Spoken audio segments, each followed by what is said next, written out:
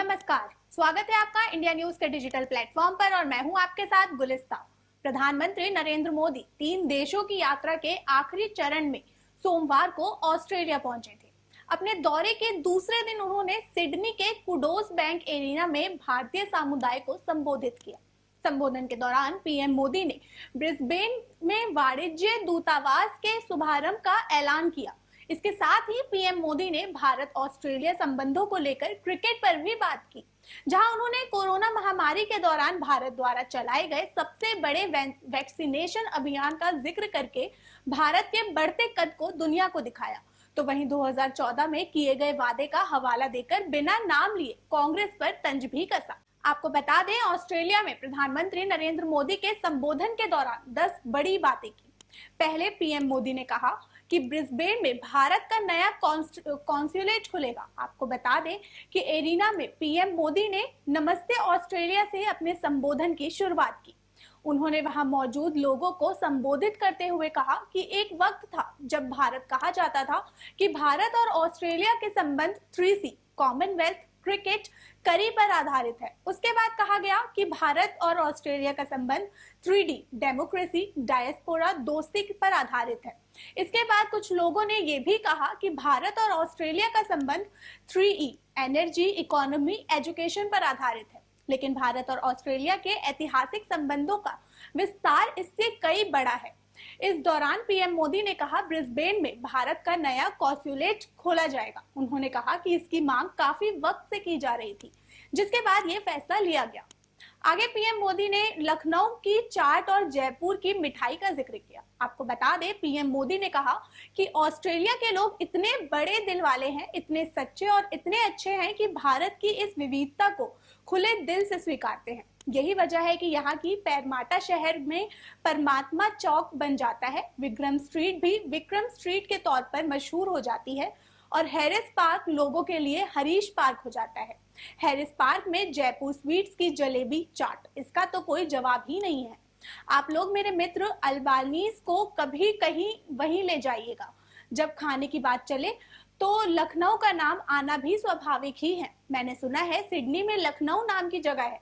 मुझे पता नहीं वहां चाट मिलती है या नहीं। ऑस्ट्रेलिया में भारतीय नामों वाली कितनी ही गलियां आपको भारत से जोड़ती हैं। मुझे बताया गया कि अब ग्रेटर सिडनी में इंडिया परेड शुरू होने जा रही है। आगे पीएम मोदी ने 2014 के वादे को भी याद दिलाया। आपको बता दें, पीएम मोदी ने अपने संबोधन में कहा, मैं जब 2014 में आया था तब मैंने वादा किया था। मेरा वादा था कि आपको किसी प्रधानमंत्री का 28 साल तक इंतजार नहीं करना पड़ेगा।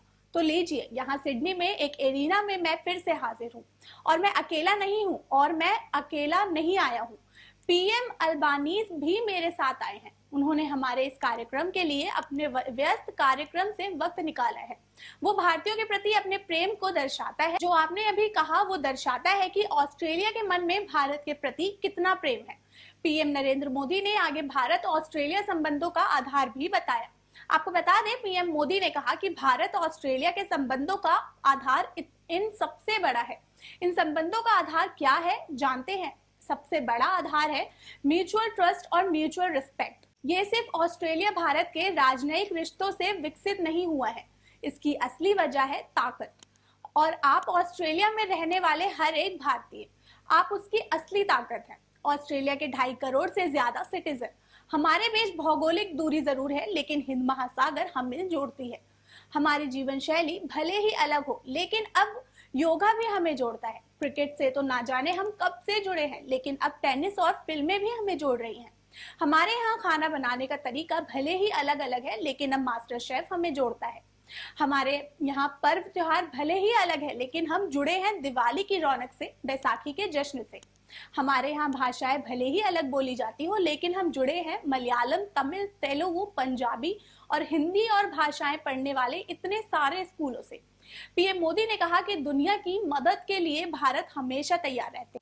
आपको बता दें, पीएम मोदी ने अपने संबोधन के दौरान भारत के वसुधैव कुटुंबकम की भावना का भी जिक्र किया। उन्होंने हाल ही में तुर्कियों में आए भूकंप का जिक्र करते हुए कहा कि दुनिया में कहीं भी संकट आए, हम हमेशा सबकी मदद के लिए तैयार रहते हैं। भारत आज फोर्स ऑफ ग्लोबल ग्रोथ के तहत काम कर रहा है। हम दुनिया को एकजुट करने के लिए काम कर रहे हैं। सबका साथ, सबका विकास, सबका विश्वास और सबकी कोशिश, ये हमारी सरकार का आधार है। पीएम मोदी ने भारत को मदर ऑफ डेमोक्रेसी भी कहा। आपको बता दें कि पीएम नरेंद्र मोदी ने इस दौरान ये भी कहा कि भारत मदर ऑफ डेमोक्रेसी है। हम राष्ट्र को एक परिवार के रूप में देखते हैं और विश्व को भी परिवार मानते हैं। यही वजह है कि इस साल जब हम G20 की अध्यक्षता कर रहे हैं तो उसका लोगो वन यानी वन फैमिली वन फ्यूचर को तय करता है। पीएम मोदी ने आगे कहा कि सैनबॉर्न को खोकर हमें लगा जैसे हमें कोई अपना खो दिया हो। आपको बता दें, पीएम मोदी ने यह भी कहा कि मुझे ये जानकर अच्छा लगा कि आप सब ने आजादी का अमृत महोत्सव भी बड़े धूमधाम से मनाया। हमारे क्रिकेट के रिश्ते को 75 साल पूरे हो गए हैं। क्रिकेट की फील्ड पर मुकाबला जितना रोचक होता है उतनी ही गहरी हमारी ऑफ द फील्ड दोस्ती है। प्रधानमंत्री नरेंद्र मोदी ने अपने संबोधन के दौरान महान क्रिकेटर शेन वॉर्न को भी याद किया। उन्होंने कहा कि पिछले साल जब महान क्रिकेटर शेन वॉर्न का निधन हुआ तो ऑस्ट्रेलिया के साथ कोटि कोटि भारतीयों ने भी शोक मनाया। ये ऐसा था जैसे हमने अपना कोई खो दिया हो। आप सभी का एक सपना रहा कि हमारा भारत भी विकसित राष्ट्र बने। जो सपना आपके दिल में है वो सपना मेरे भी दिल में है। पीएम मोदी ने आगे बताया कि भारत दुनिया की सबसे बड़ी टैलेंट फैक्ट्री है। आपको बता दें, प्रधानमंत्री नरेंद्र मोदी ने कहा कि भारत में क्षमताओं या संसाधनों की कोई कमी नहीं है। आज भारत दुनिया की सबसे बड़ी और सबसे युवा टैलेंट फैक्ट्री है। आईएमएफ की वैश्विक अर्थव्यवस्था को भारत को सबसे अहम मानता है। भारत का बैंकिंग सिस्टम भी मजबूत है। भारत ने बीते साल रिकॉर्ड निर्यात किया और हमारा विदेशी मुद्रा भंडार भी रिकॉर्ड स्तर पर है। भारत में फिनटेक क्षेत्र में क्रांति आई हुई है। पीएम मोदी ने आगे कहा कि ऑस्ट्रेलिया में भारत की सबसे बड़ी ताकत यहाँ रहने वाले भारतीय हैं। तो वही पीएम मोदी ने बताया कि कोरोना काल में भारत ने सबसे बड़ा वैक्सीनेशन प्रोग्राम चलाया था। पीएम मोदी ने अपने संबोधन में भारत के वैक्सीनेशन प्रोग्राम का भी जिक्र किया। प्रधानमंत्री ने कहा कि कोरोना महामारी के दौरान भारत ने दुनिया का सबसे तेज वैक्सीनेशन प्रोग्राम चलाया। हमने अपने देश के लोगों के साथ ही दुनिया के तमाम देशों को भी वैक्सीन मुहैया कराई। आपको बता दें, पीएम मोदी ने संबोधन को संबोधित करते हुए कहा, अगले 25 सालों में विकसित होने के लक्ष्य के साथ हम आगे बढ़ रहे हैं। प्रधानमंत्री नरेंद्र मोदी ने सिडनी में भारत की बढ़ती अर्थव्यवस्था का भी जिक्र किया। उन्होंने कहा कि अगले 25 साल में विकसित होने के लक्ष्य के साथ जो देश आगे बढ़ रहा है वो है भारत। आज आईएमएफ भारत को वैश्विक अर्थव्यवस्था का उज्जवल बिंदु मानता है। वर्ल्ड बैंक का विश्वास है कि ग्लोबल हेडविंड्स को अगर कोई चुनौती दे रहा है तो वो है भारत।